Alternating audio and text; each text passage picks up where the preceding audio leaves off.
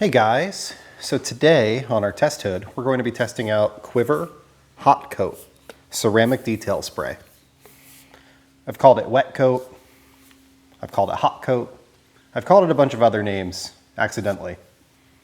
But we're gonna see how it works today, and I'll talk to you a little bit about my thoughts on it and overall the experience as we're using it. I will say right out of the gate, it does smell pretty good. So I'm interested to see how it works. We have our trusty test hood, and we just finished polishing this. We used the last cut just to remove all of the sealants from the last video that I did. I had Benefica and Cupido and Armour easy beads on it. So I wanted to make sure that it was good and clean. Went over it with a panel wipe, so it's about as clean as it can be.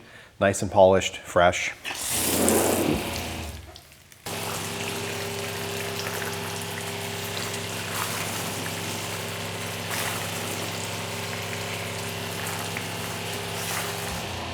So we can see the water slowly comes off, but you know, it definitely does its thing.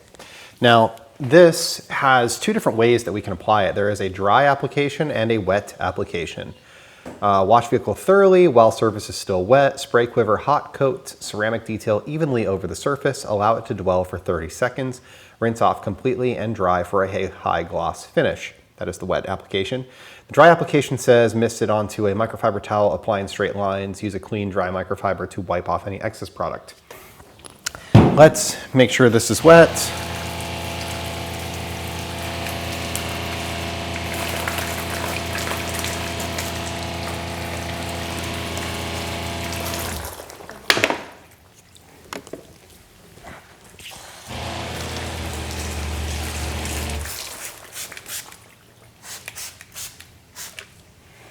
Doesn't really say how much to put on it, so we'll just assume that that's a good amount. We'll let it dry for 30 seconds and then we will rinse the panel off and we'll see how it does with water evacuation once we're done.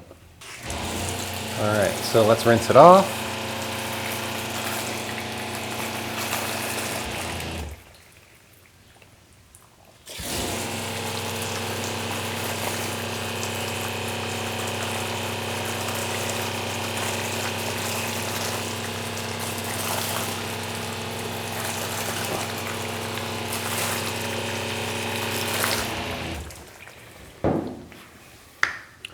All right, so if you check that out, it's like completely dry.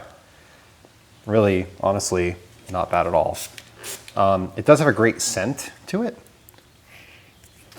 It smells fruity. I don't know, I want to say it's like melon or something because of the color. Colors always trigger me on scents. They always make me think that it smells like something that is that color for some reason. But yeah, it doesn't have a super slick feeling to it though. That is one thing that I will say. I don't know if its slickness would be higher, but you can see the water's gone.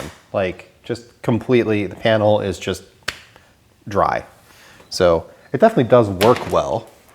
I'm not sure if it would be slicker if we applied it dry or allowed it to dwell for longer. So let's just wipe off any excess water.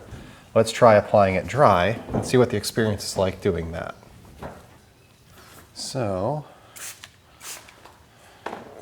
let's put it on and wipe it off.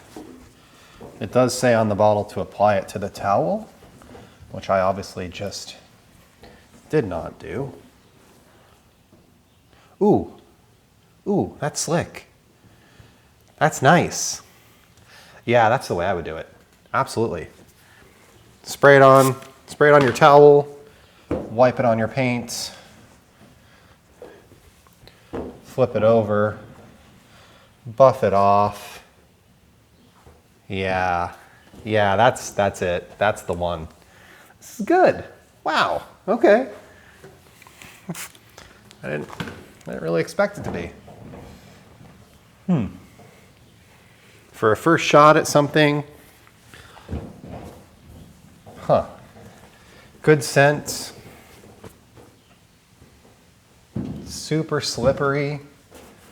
Huh. That is nice.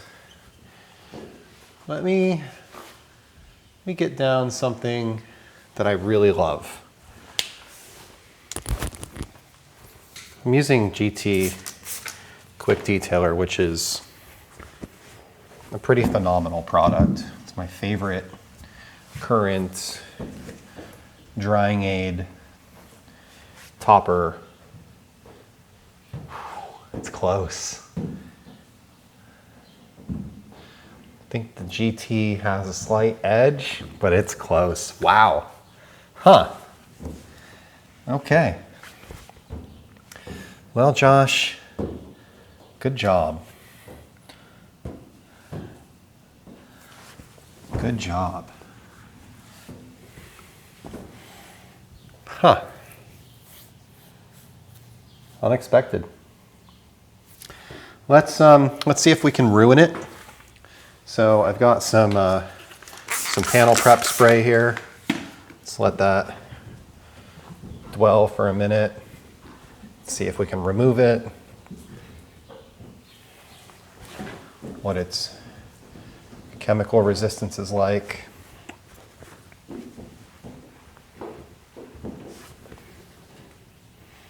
Still nice and slick. All right, not bad.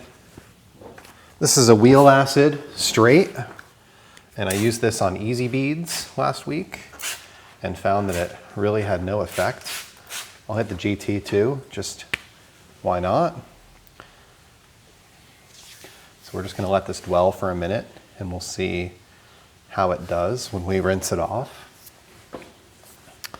So yeah, while this is drying, I guess I can talk a little bit. I know as a YouTuber, or when you're in any industry, in my case, as a content creator, you kind of get to know other people that are in the industry as well. And there are several YouTube content creators that I do know decently well, like Christy at Details and Me, Eddie, Jamie, Keev.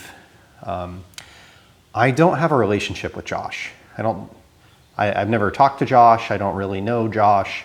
I've watched his channel a handful of times. I find that his videos are geared more towards a value-oriented audience, and I tend to not really care about value all that much. You know, he's coming from the detailer side of things, so he's looking for products that he can use to do detailing with his professional business and lower the amount of cost per vehicle that he's spending on the vehicles. Like that's the side of things that he's coming from. So more economical products. And for me, I tend to be more of like I want the best stuff that I can get my hands on kind of person.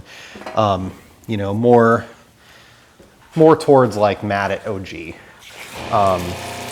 So honestly, the reason that I found out about Josh in the first place, like I really wasn't even aware of the channel originally, was from Matt at OG. There was a video that was done with Matt and Keev and Josh where they talked about, I forget which pressure washer it was at this point, but there was the new Active maybe, I want to say, when that came out, the Active 2.0. There was a video that was done and they talked about a bunch of different things in the industry, and that was kind of where I first got introduced to Josh. And like I said, I've watched a handful of his videos, but I'm not somebody who watches every single one. So yeah, this still has good. It's not quite. Okay. There's a difference there. Okay. So the chemical resistance of the GT seems to be superior to the Rogue. Now that being said, like this is a wheel acid that's supposed to be diluted 10:1, and I'm using it straight. Like I want to be very clear, that was a very aggressive test and I wouldn't spray this on my paint normally, but you know, it did a good job, surprisingly good job. So all that to say, like, I really don't care if a product is good or bad. I just want to tell you guys my thoughts on it and opinions, and you'll have to try it for yourself and test it for yourself. I have no reason to like this. I also have no reason not to like it. Josh seems like a good dude. he owns a Cayman, I'd like to own a Cayman. Beyond that, like, there really isn't much that I know or have reason to like or not like. I just want to be very clear about that. But yeah, it's surprisingly good for, you know, a product made by a YouTubing detailer. Like, yeah, I'm blown away. It's good. Now, is it my favorite? Is it going to unseat what's on my shelf? No, it's not. Just be fair. I still like Garage Therapy Quick Detailer better.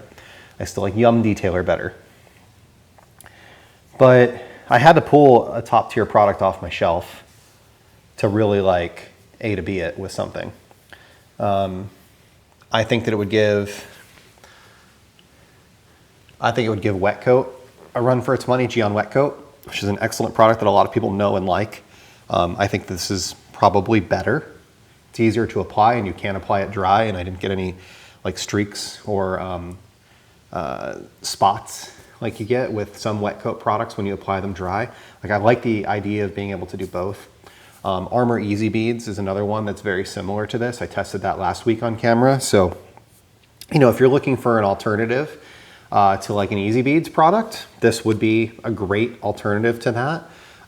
Or if you're looking for an alternative to this, Easy Beads would be a great product. I think that those are probably, they're very, very similar in terms of performance, in terms of spray on and wipe off, in terms of use.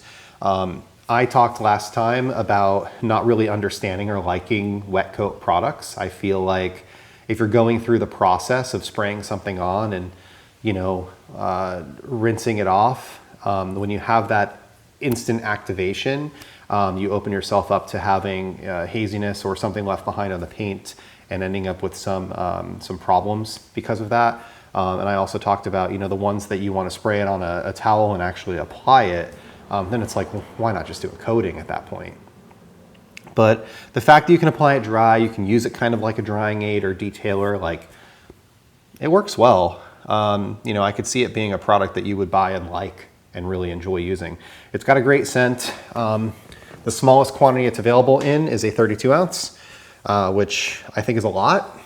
But again, they're making products for detailers, right? And detailers are going to buy larger quantities of things.